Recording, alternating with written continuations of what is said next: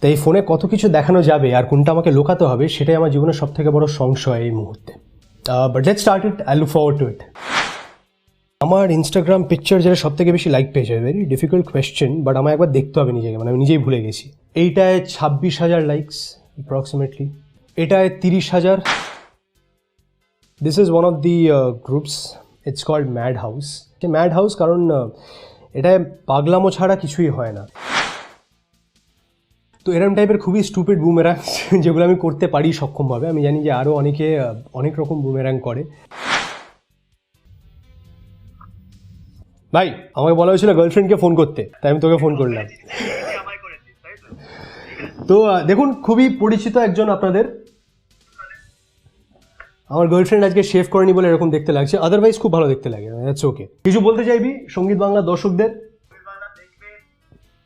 সঙ্গীত বাংলা দেখবেন।